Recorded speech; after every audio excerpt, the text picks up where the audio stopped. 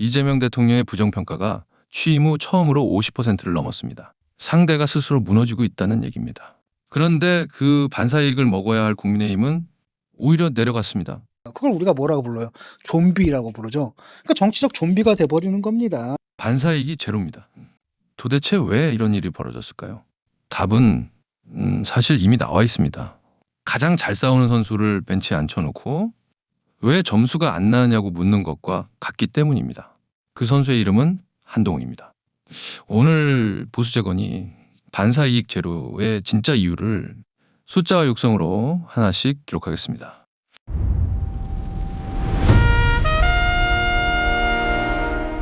(8월 3일) 리얼미터가 새 여론조사를 발표했습니다.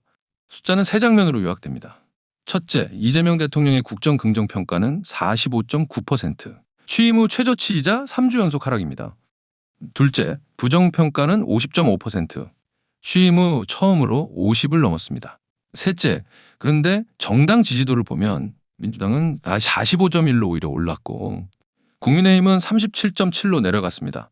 대통령이 최저치를 찍는 그 주에 여당은 오르고 야당은 떨어진 겁니다. 오늘 영상은 이 세 번째 장면, 반사이익 제로가 왜 생겼는지를 데이터, 역사, 그리고 진중권의 진단 세 단계로 파헤칩니다. 먼저 이재명 대통령 쪽부터 정밀하게 보겠습니다. 부정평가가 50을 넘었다는 건 단순한 숫자가 아닙니다. 취임 이후 한 번도 없던 심리적 저항선을 처음으로 넘긴 겁니다. 여론조사에서 부정 50%라는 선은 흔히 위험 수위로 불립니다.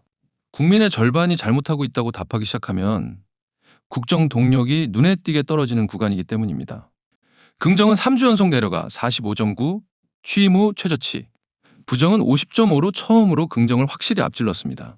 긍정과 부정의 격차도 이제는 오차범위 바뀝니다. 오차범위 바뀌라는 말은 이 역전이 우연이나 착시가 아니라 통계적으로 유의미한 흐름이라는 뜻입니다.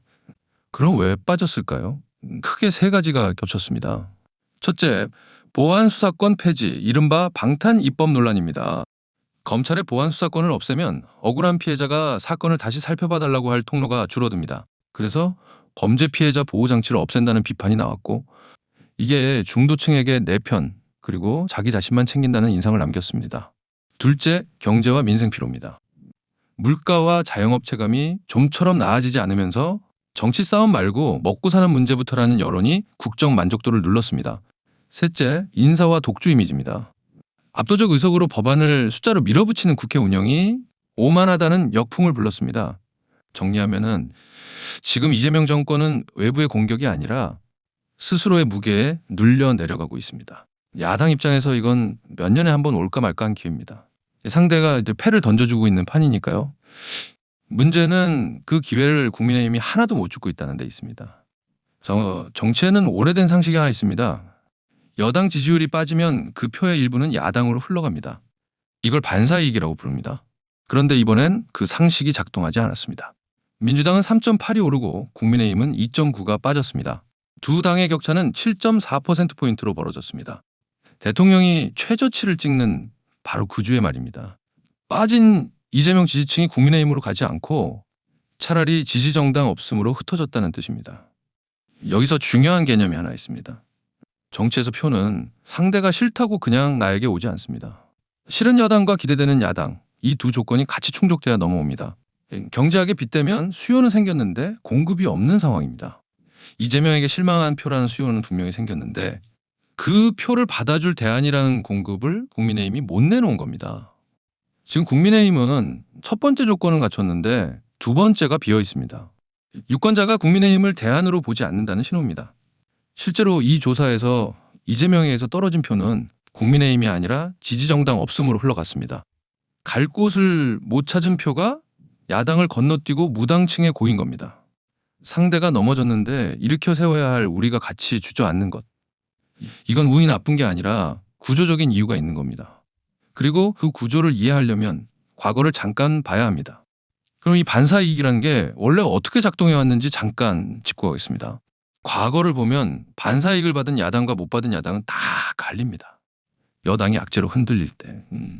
야당의 국민이 기억하는 싸우는 얼굴이 있으면 표는 그쪽으로 빠르게 옮겨갔습니다.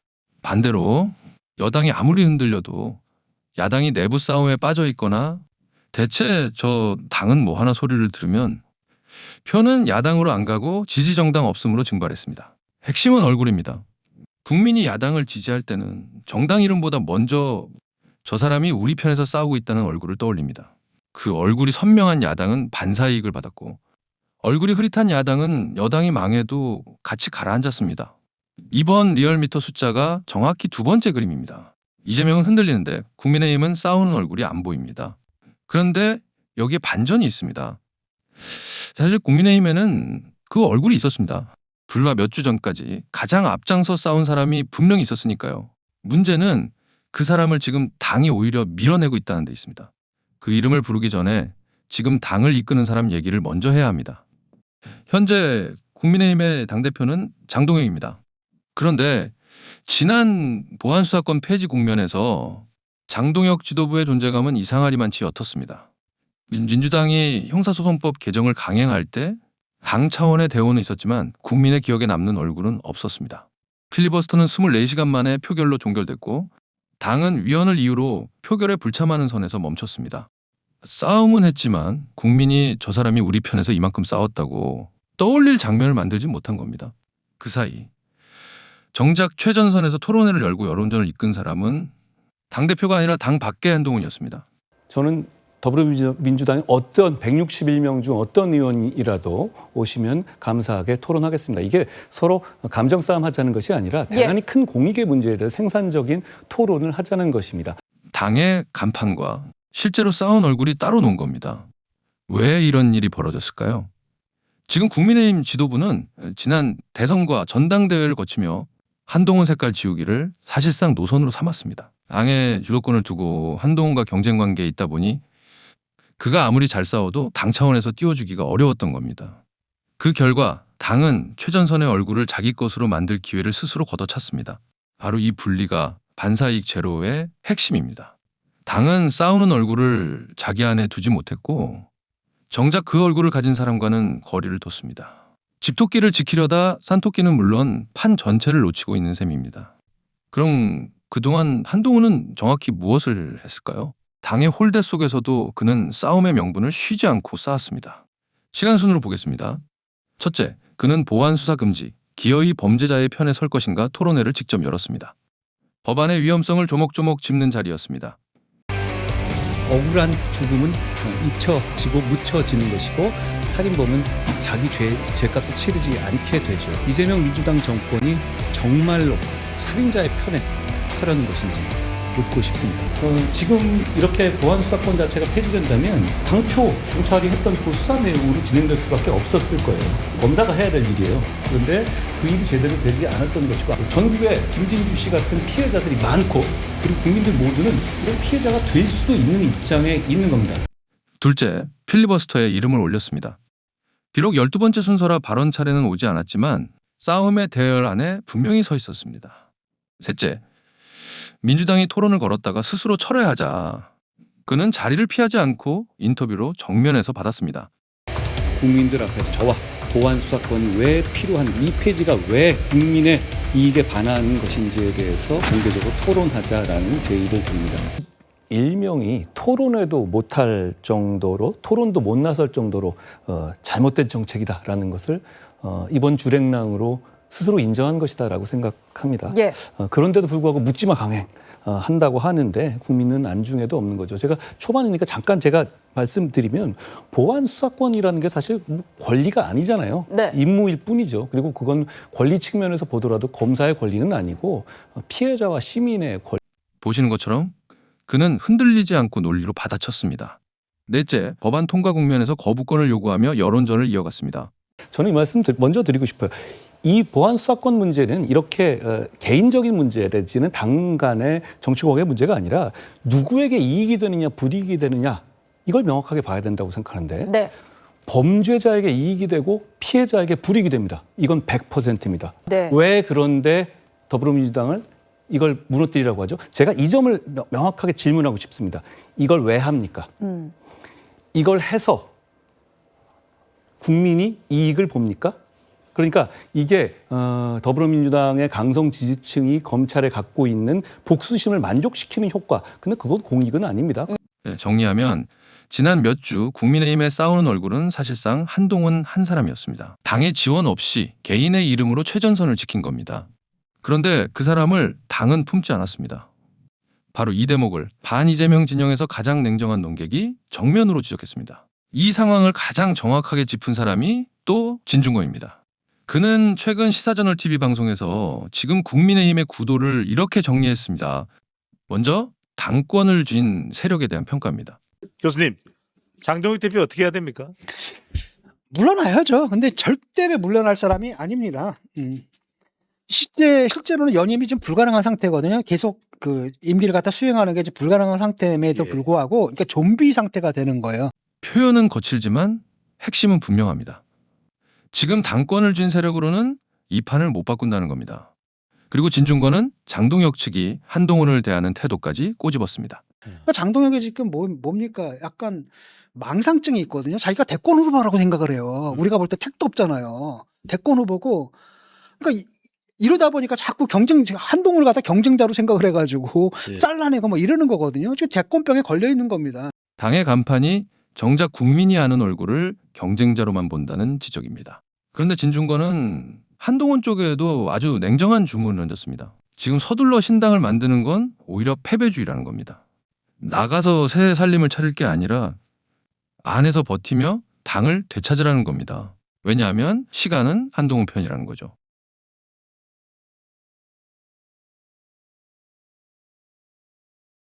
진중권의 논리를 조금 더 풀어보겠습니다. 왜 지금 창당이 패배주의냐? 지금 뛰쳐나가면 유권자 눈에는 분열로 보입니다. 한동훈이 당도 못 지키고 갈라섰다는 프레임에 갇히는 거죠. 반대로 당 안에서 끝까지 버티다가 할 만큼 했는데도 저 사람들이 끝내 막더라는 그림이 만들어지면 그때 나오는 창당은 분열이 아니라 어쩔 수 없는 결단이 됩니다. 명분의 무게가 완전히 달라지는 겁니다. 그래서 진중권은 지금은 조급해하지 말고 장동혁 체제가 스스로 무너질 때까지 기다리라고 말하는 겁니다. 정리하면 이렇습니다. 장동혁 체제는 시효가 다 했고 결국 밀려난다. 그러니 지금은 은인자중하며 당을 되찾을 준비를 하라. 답은 결국 한동훈이라는 겁니다. 분명히 해두겠습니다. 이건 저희 채널의 희망사항이 아닙니다. 반이재명 진영에서 가장 냉정하기로 소문난 논객의 결론입니다. 상대가 무너지는데 우리가 못 오르는 이유. 그리고 그 해법의 이름을 진중권이 대신 말해준 셈입니다. 그렇다면 정작 한동훈은 이 모든 상황에 어떻게 답하고 있을까요? 요란하게 반박하는 대신 그는 이 법의 성격을 한 문장으로 규정했습니다. 이익은 범죄자와 이재명이, 고통은 국민이 진다. 짧지만 이 한 문장에 오늘 영상의 논지가 다 들어있습니다. 즉 이재명의 부정평가가 왜 50을 넘었는지 그 이유를 한 줄로 압축한 문장이기도 합니다. 정치에서 이런 규정하는 한 문장은 100마디 반박보다 셉니다. 상대 법안 전체를 한 줄로 정의해버리면 사람들은 그 법을 볼 때마다 그 문장을 떠올리게 되니까요. 그리고 그 고집의 이유는 전 전당대회에 있다고 봅니다. 그 전당대회에 알량한 전당대회에서 한 표를 위해서 시민의 권리를, 피해자의 권리를 짓밟아도 되는 겁니까? 당의 지원 없이 개인의 이름으로 이 프레임을 만든 사람. 지지율 표에는 아직 그 값이 다 안 잡혔지만 가장 잘 싸운 사람이 누구였는지는 이미 정해져 있습니다. 반사이익 제로의 해답이 왜 이 사람인지가 여기서 드러납니다. 진중권의 말처럼 지금은 은인자중의 시간일지도 모릅니다. 하지만 그 시간 동안에도 한동훈은 조용히 그러나 쉬지 않고 명분을 쌓고 있습니다. 그리고 명분이 쌓이는 속도와 당이 무너지는 속도가 만나는 지점, 바로 그때가 오늘 우리가 본 숫자가 뒤집히는 순간이 될 겁니다. 자, 그럼 앞으로의 경우의 수를 정리해 보겠습니다. 첫째, 국민의힘이 지금 체제를 그대로 유지한다. 이재명이 더 빠져도 반사이익은 계속 세워나갈 가능성이 큽니다. 오늘 숫자가 그 예고편입니다. 둘째, 당이 한동훈을 다시 전면에 세운다. 싸우는 야당의 얼굴이 살아나며 흩어진 표를 담을 그릇이 생깁니다. 반사이익 제로가 그때 비로소 반사이익으로 바뀝니다. 셋째, 한동훈이 밖에서 새 길을 연다. 진중권 말대로 지금은 이르지만 당이 끝내 문을 닫는다면 남는 선택지입니다. 어느 쪽이든 공통점은 하나입니다. 이재명의 추락을 기회로 바꾸는 열쇠가 한동훈을 어떻게 쓰느냐에 달려있다는 것. 이 판이 어느 쪽으로 움직이는지 저희가 계속 추적해 분석해드리겠습니다. 놓치지 않으시려면 구독을 눌러두시는 게 좋습니다. 오늘 내용을 한 줄로 정리하면 이렇습니다. 이재명은 스스로 무너졌지만 국민의힘은 그 앞에서 같이 주저앉았습니다. 가장 잘 싸우는 카드를 벤치에 앉혀두었기 때문입니다. 보수는 지금 갈림길에 있습니다. 잘 싸우는 사람을 뒤로 빼며 자리를 지키는 길과 그를 앞세워 함께 이기는 길. 저희는 두 번째 길을 기록하겠습니다. 이 영상이 유익하셨다면 구독과 좋아요 그리고 댓글로 여러분의 판단을 남겨주세요. 무너진 보수 다시 세웁니다. 보수의 재건이 자유 대한민국의 재건입니다. 지금까지 보수 재건이었습니다.